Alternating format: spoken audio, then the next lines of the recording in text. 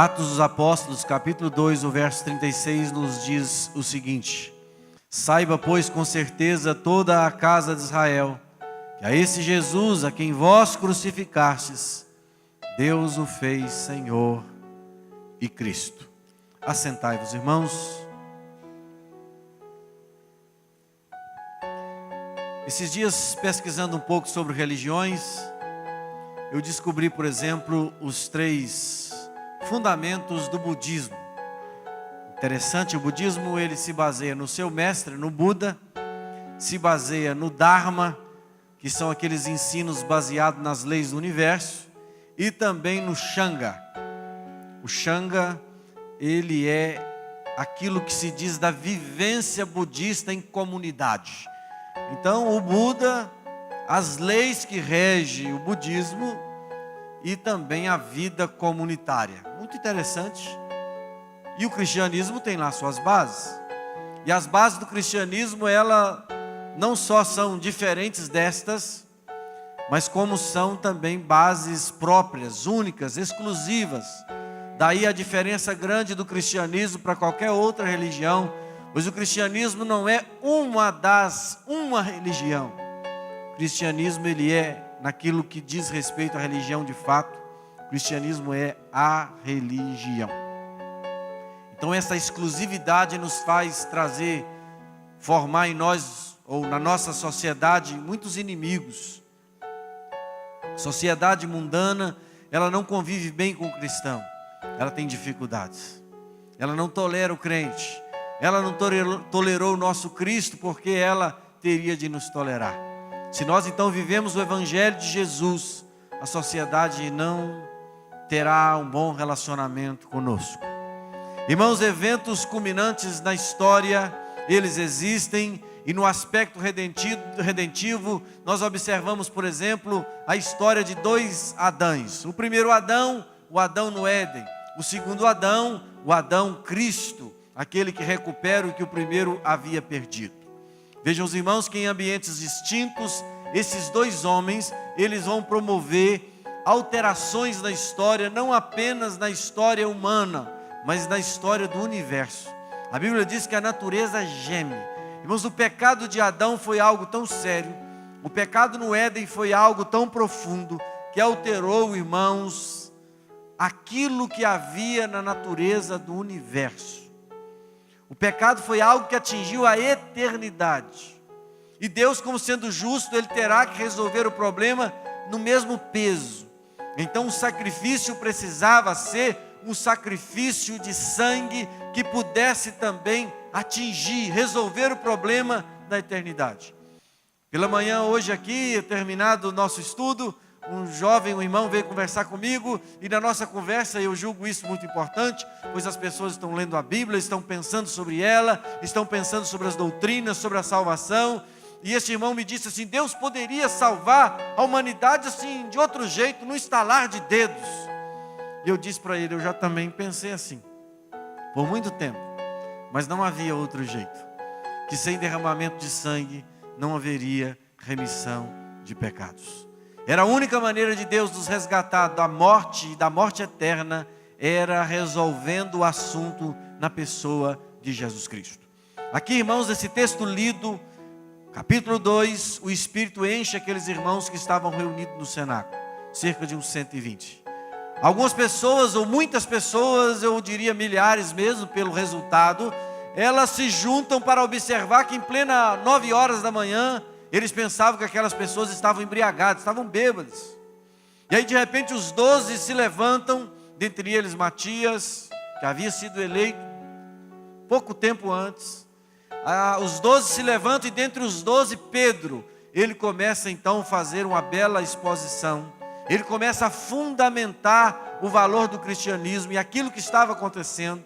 Eu quero repetir o que eu disse de manhã: os fundamentos são importantíssimos, seja nas construções, seja nas nossas amizades, seja no nosso casamento, seja na nossa vida diária, nas nossas finanças. Em tudo nós precisamos descobrir quais são, ou o que é que fundamenta aquilo que nós estamos a nos deparar.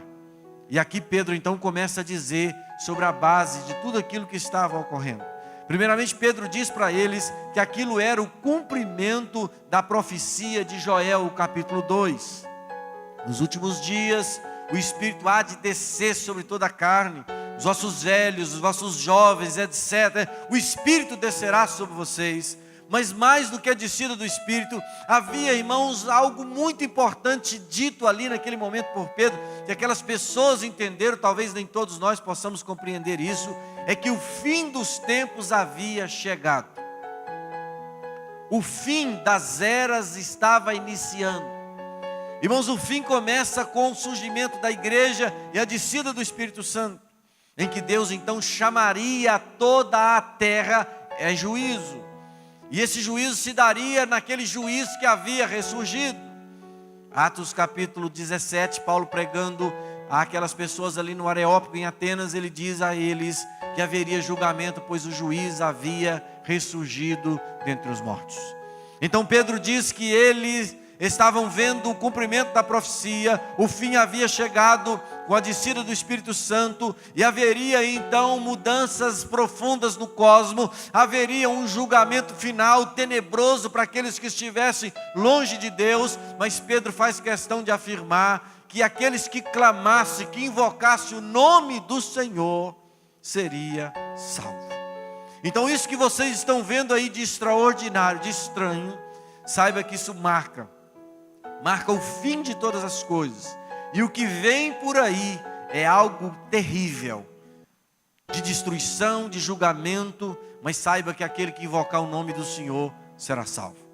Então Pedro começa nessa perspectiva, Pedro começa a desenvolver neste texto do capítulo 2, Pedro começa a dizer de fatos que diz a respeito de quem era este Senhor, e por que esse Senhor era o Senhor Jesus Cristo. Pedro também daria conta de como isso iria se processar, expondo sobre a pessoa de Jesus e aquilo que eu quero chamar de o ponto culminante da salvação, que está baseado na ressurreição do Senhor Jesus Cristo.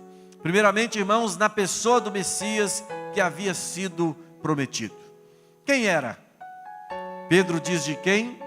Pedro dá as qualificações deste Senhor, e ele diz inclusive das obras deste Senhor nesse versículo.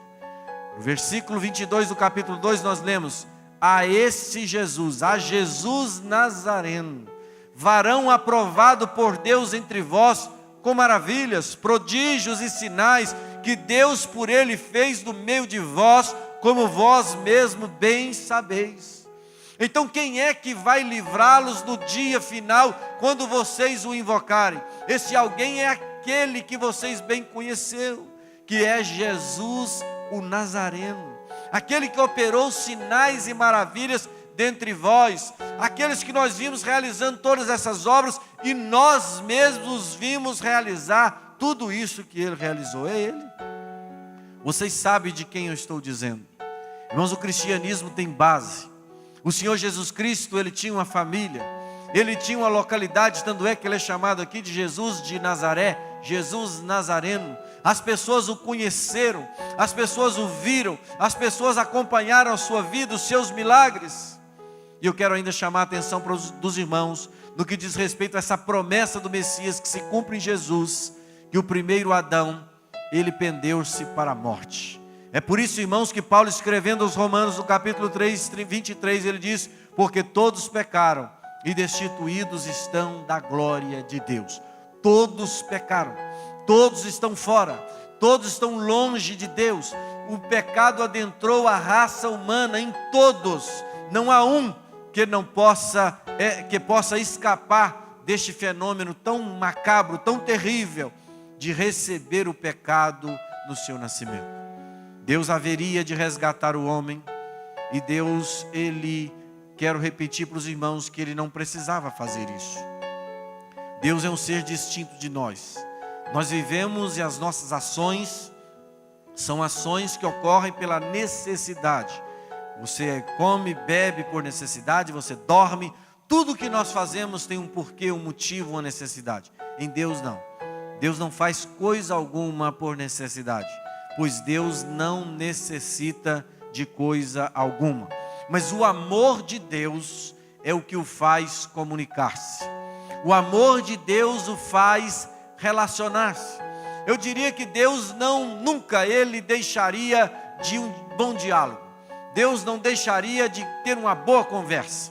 Suponhamos que você, se viajasse com Deus aqui para Belo Horizonte ou mais longe, enfim, do lado dele no ônibus, você iria conversando com ele e voltaria. Não teria nenhum problema do diálogo. Ele está sempre pronto à conversa. Vocês já notaram que quando nós estamos mal espiritualmente, nós não queremos muito papo? Mas quando nós estamos felizes espiritualmente, alegres, cheios da graça de Deus, nós queremos conversar, nós queremos falar, nós queremos contar as nossas bênçãos, não é assim? Não ocorre quando nós estamos carnais. Então Deus, Ele é um ser comunicativo. E Ele criou o homem conforme a sua imagem e a sua semelhança, como uma criatura singular, uma criatura especial, diferente de todas as mais, chamada de a coroa da criação, superior aos anjos nesse aspecto, porque Deus queria ter alguém para um relacionamento. E Ele escolheu o ser humano. Está aí, irmãos, um dos motivos nos quais que o diabo tem tanto ódio, tanta raiva de todos nós. Lá em Salmo 8, verso 4, a palavra nos traz uma pergunta: que é o homem para que te importes, para que te lembres deles? Que é o homem? Irmãos, nada há como o homem. A pessoa, ela é definida como tendo intelecto, tem que ter essas três coisas: intelecto, vontade e sensibilidade. Então você pega o animal, este macaco é sensacional. Esse macaco, ele sente, todos os animais sentem. Se você chutar um cachorro, ele sente dor. Ele late, chora, faz gato, qualquer bicho, sente dor, tem sensibilidade. Mas ele não tem o que nós podemos chamar de intelecto. Mas esse macaco é muito inteligente. Por mais que ele seja inteligente, comparado ao ser humano, ele é nada. Nada. Porque, irmãos, Deus nos deu algo diferente das demais criaturas.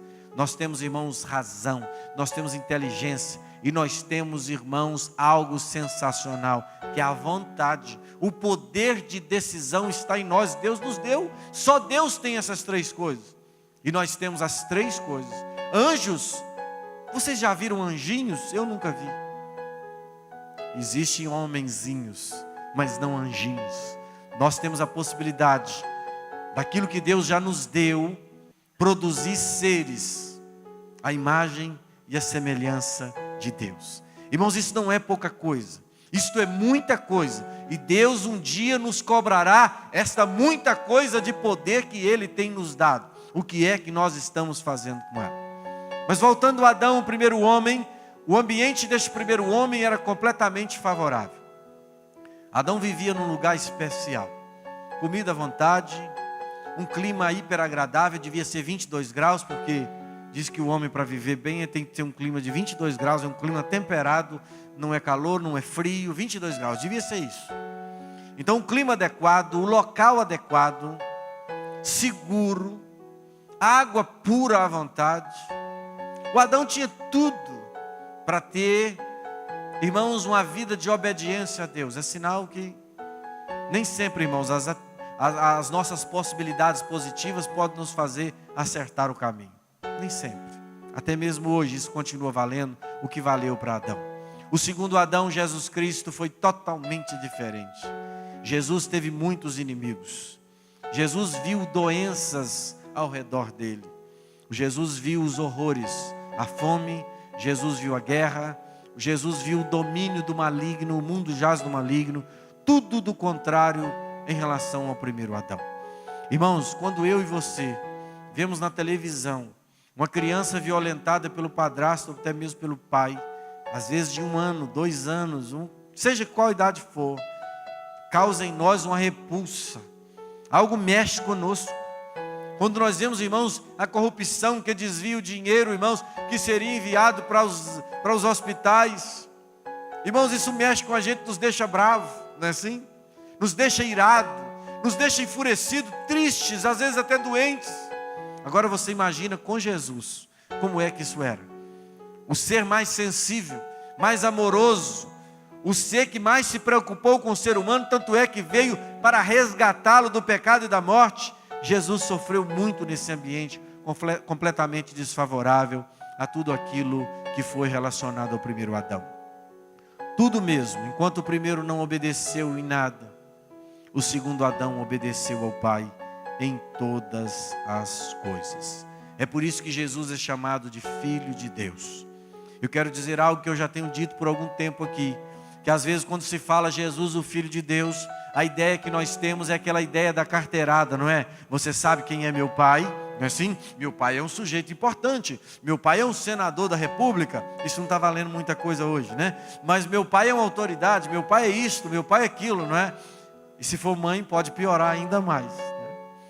Mas o certo é, irmãos, que a ideia que nós temos é de poder humano, justamente o contrário. Lembra lá que o Satanás, lá no deserto, 3 vezes, se tu és o Filho de Deus, lembram? Testando a filiação de Jesus, pois Satanás sabia que Jesus não poderia desobedecer em nada à pessoa do Pai.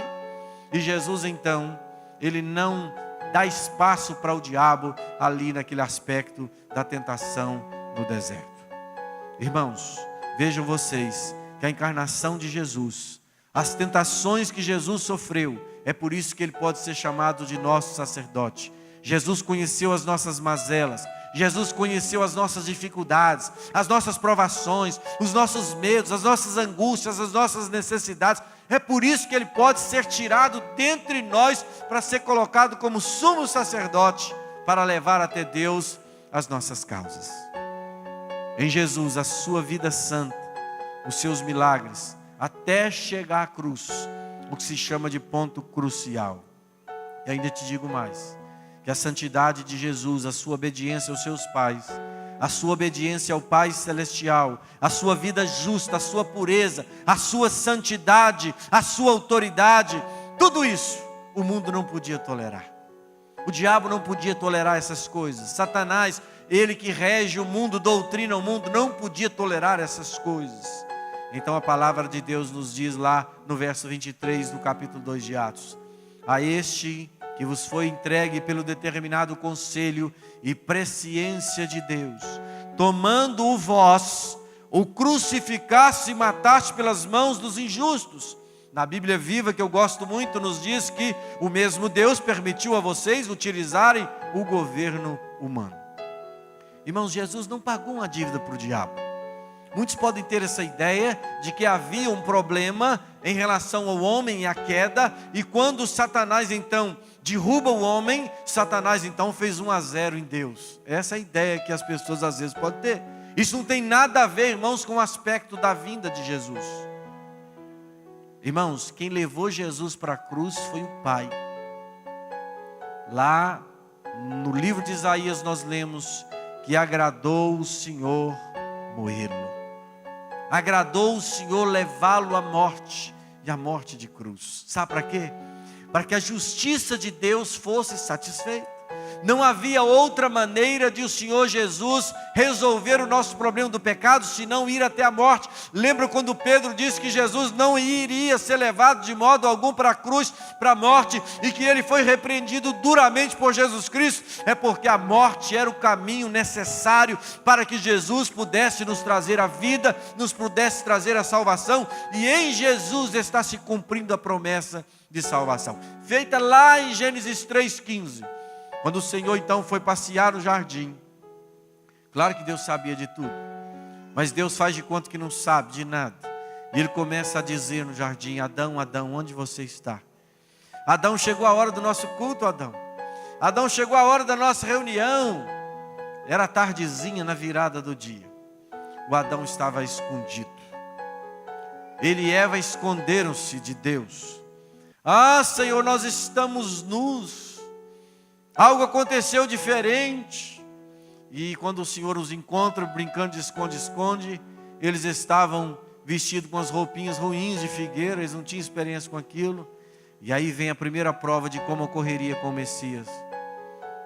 Deus então sacrifica um cordeiro, o sangue é vertido, tira-se a pele daquele cordeiro, daquele animal, e cobre-se a nudez dos nossos primeiros pais. Não haveria outro jeito, irmãos, de cobrir a minha nudez e a sua diante de Deus, senão com o sacrifício pelo sangue derramado na cruz do Calvário. E é em Jesus Cristo que essa grande obra está ocorrendo. A pedra, irmãos, que haveria de vir veio, foi enviada como previsto, rejeitada como previsto, exaltada como estava determinada, porque ela foi colocada como pedra de esquina.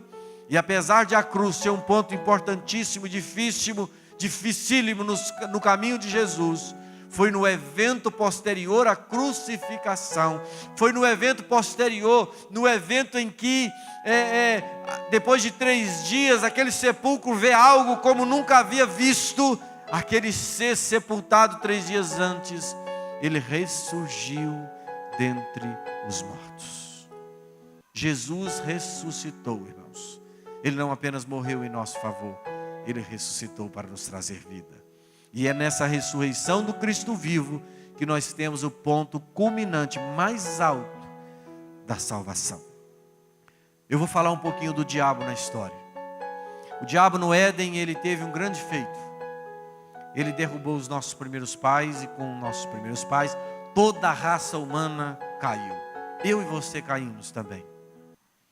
Depois vem a descendência ímpia de Caim, em que as mulheres, as filhas más e imorais de Caim, se deitavam com os filhos de Sete, os filhos de Deus.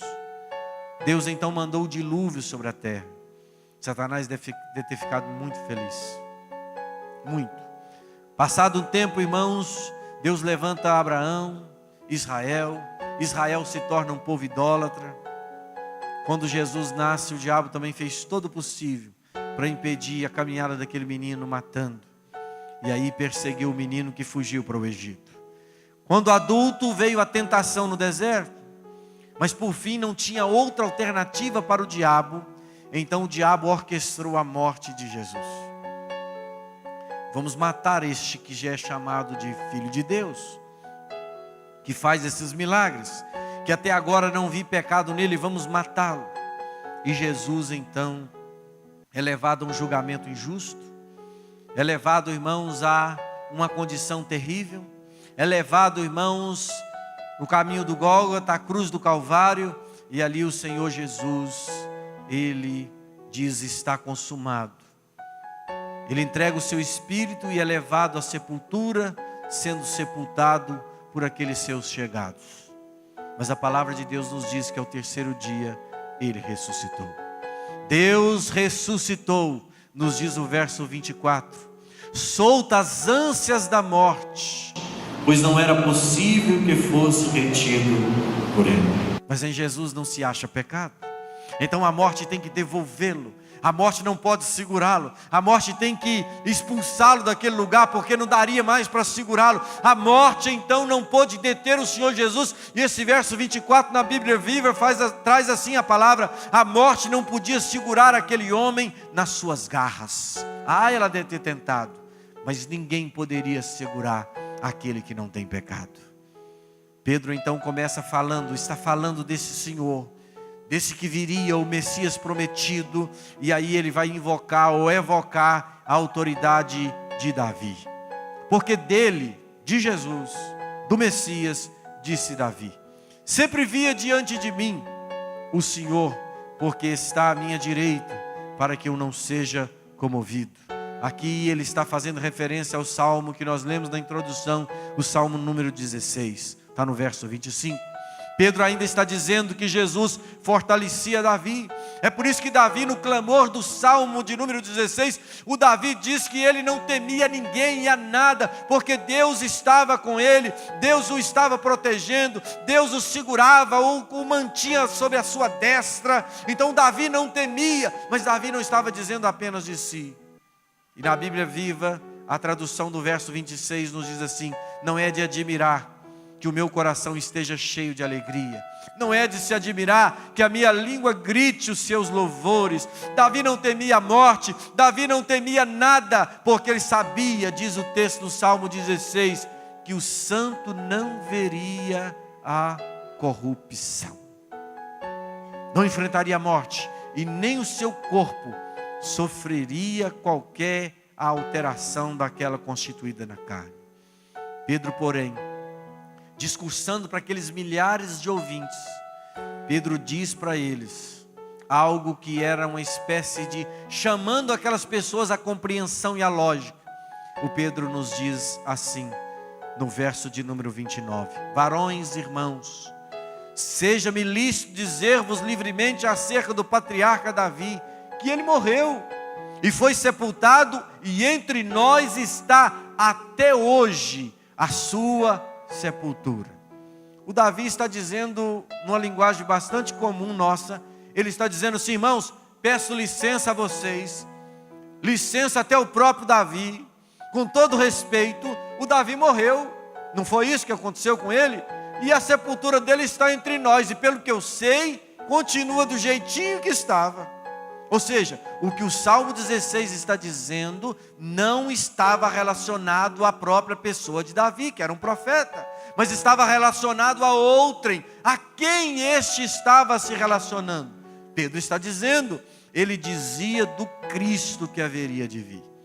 Se nós continuarmos a nossa caminhada nos textos, nós vamos observar que nos versos 30 e 31, a palavra de Deus aqui através de Pedro nos diz que Davi era um profeta, e Davi tinha certeza de que a sua descendência iria herdar aquilo que era promessa de 2 Samuel capítulo 7.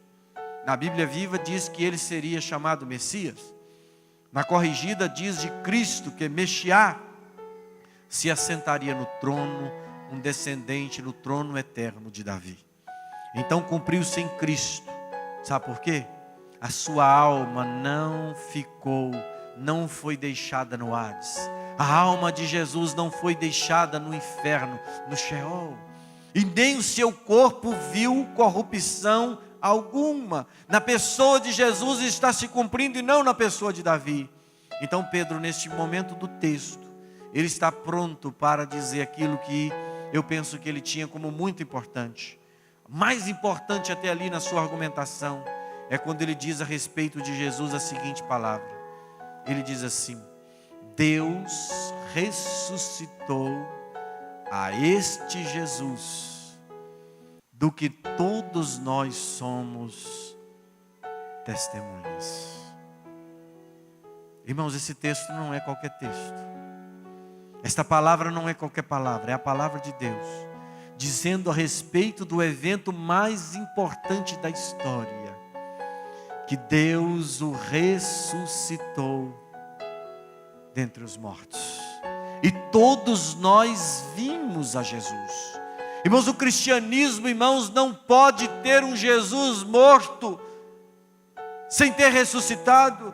O cristianismo, irmãos, ele tem a sua base em alguém, em um ser especial, Jesus, que ressuscitou dos mortos. Não é apenas alguém que ressuscitou, porque houveram outros homens que ressuscitaram antes de Jesus. Lembra daquele moço que caiu naquela cova onde foi sepultado Eliseu, e ele caiu e reviveu. O Lázaro foi chamado depois de 4 dias e voltou à vida. Não é só por isso, por causa da ressurreição, mas é principalmente porque ali se cumpria a promessa de Deus, porque surgia uma nova modalidade de vida. A nova vida surgia em Jesus. É por isso que ele é chamado de primícia dos que dormem, porque ele ressuscita, irmãos, num corpo glorificado, assim como nós também teremos na nossa ressurreição.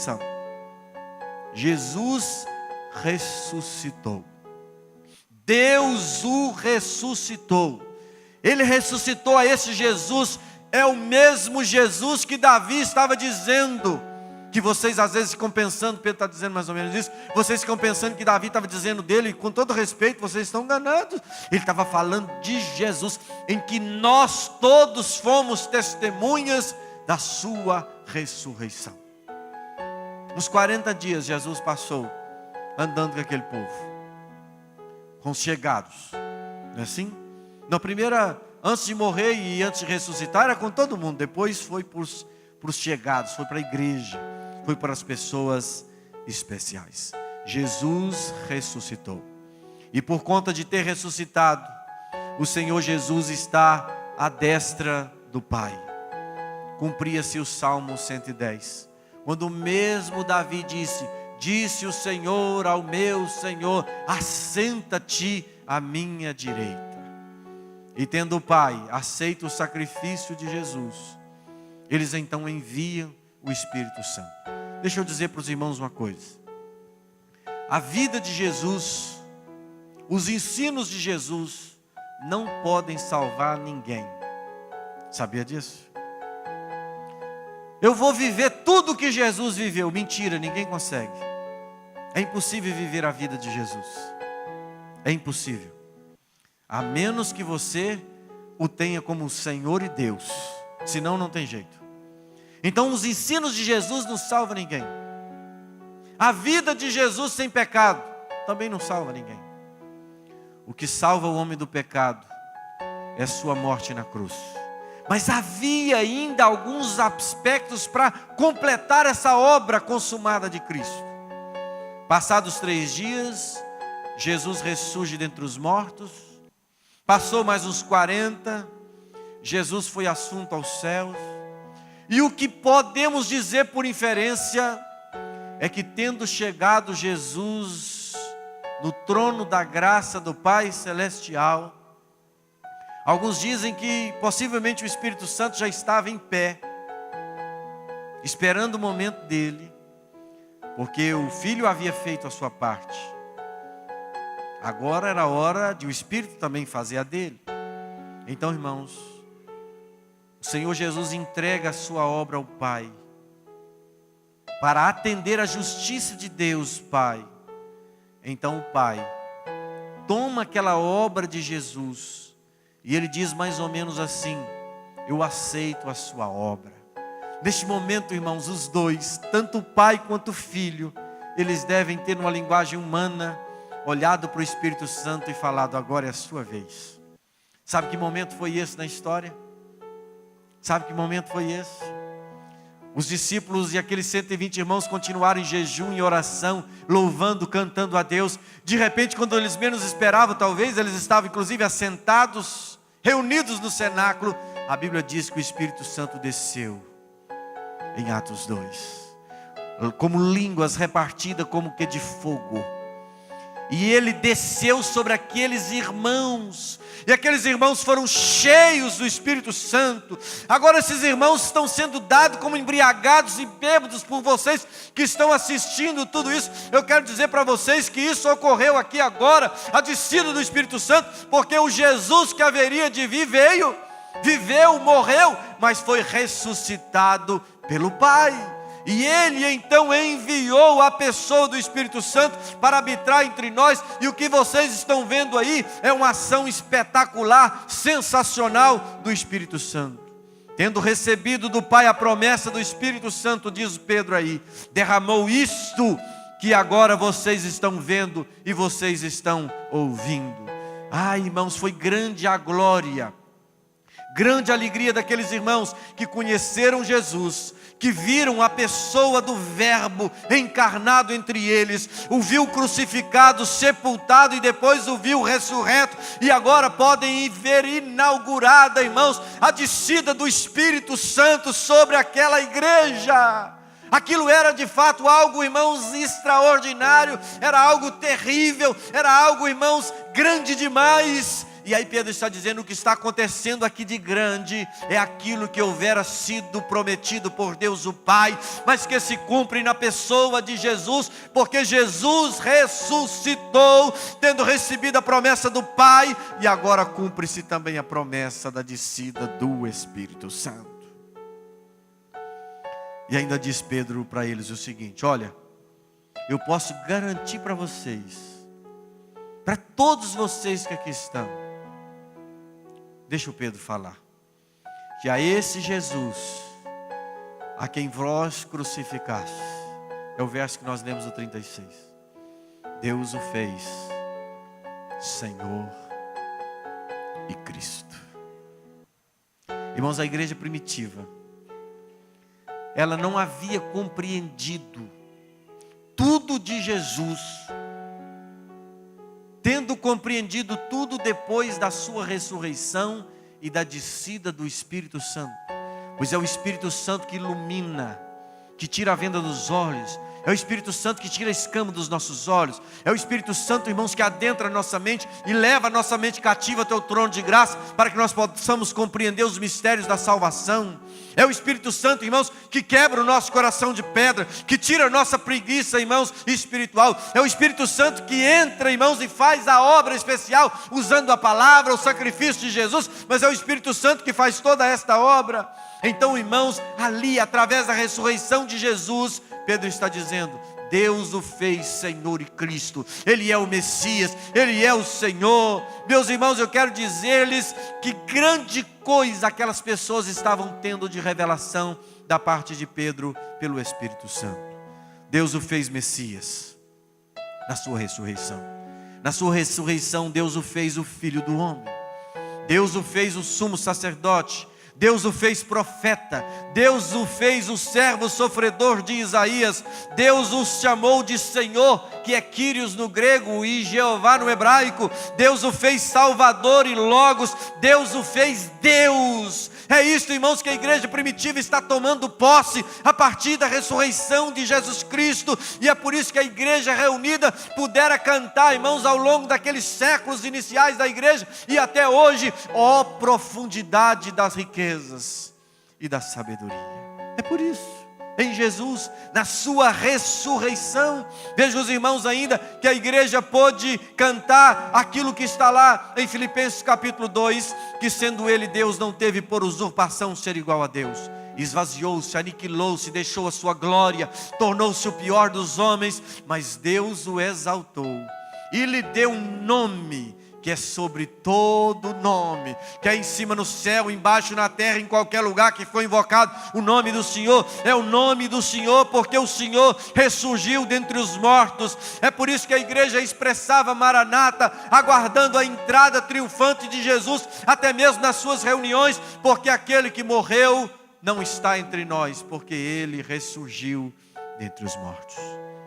Pedro está dizendo disso, exatamente do que eu estou dizendo para vocês há 2000 anos atrás. E o que ocorreu, irmãos, depois dessa prodigiosa mensagem de Pedro, uma mensagem cheia de graça, cheia de verdade, de poder, cheia de lógica, cheia de teologia, baseada em fatos dignos de verificação, principalmente naquele instante, porque eles viram Jesus também. Os ouvintes fizeram aquilo que é o sonho de consumo de todo mundo que prega. Então Pedro ouviu aquelas pessoas perguntarem o seguinte: irmãos, o que devemos fazer? Irmãos, o Evangelho, muito mais do que dá, ele tira. Primeira coisa que o Evangelho tira você do trono. Com você no trono não dá. O diabo divide tudo. O diabo, se ele pudesse namorar, ele dividia a namorada com 10, com 20, o diabo não rasga com nada, é o que diz por aí, né? O Espírito Santo tem ciúme, não é assim? O Espírito Santo, então, na aplicação do Evangelho, ele nos tira do nosso controle. O que faremos nós? Aquelas pessoas tinham, quando chegaram ali, certeza de que aqueles homens e mulheres estavam embriagados às 9 da manhã. Mas Pedro está dizendo, eles não estão embriagados, e depois de tudo aquilo, eles nem sabiam o que fazer mais. E agora, Pedro, o que é que nós vamos fazer? Irmãos, o que faremos? E Pedro, irmãos, não economiza. Pedro não dá desconto. Pedro não pensa assim: esse pessoal veio de longe, esse pessoal é um pessoal rico, ou o pessoal é pobre, ou isso ou aquilo. Não, Pedro não tem diferença. O Evangelho tem diferença para quem quer que seja. Pedro diz a palavra que todos nós precisamos dizer, e todos nós um dia ouvimos ou precisamos ouvir. Pedro disse assim: arrependei-vos, e cada um de vós seja batizado em nome de Jesus Cristo para perdão dos pecados, e aí vocês recebereis o dom do Espírito Santo. Pedro aqui já está entendendo mesmo que aqueles 3.000 queria ter os que os 120 tinha. E Pedro está dizendo, é possível, basta vocês crerem, basta vocês arrependerem, nós vamos batizá-los orando por vocês, ou o batismo nas águas, e aí vocês receberão a promessa do Espírito Santo. Ninguém pode ter isso que nós estamos tendo aqui, que vocês estão nos julgando embriagados, sem passar pelo arrependimento, pela salvação completa que ocorre na pessoa de nosso Senhor e Salvador Jesus Cristo. Arrependimento, batismo, perdão para pecado, receber isto que vocês irão receber o Espírito Santo. O restante da história da igreja dependeu completamente deste evento chamado ressurreição. Na ressurreição nós temos a vitória sobre o pecado.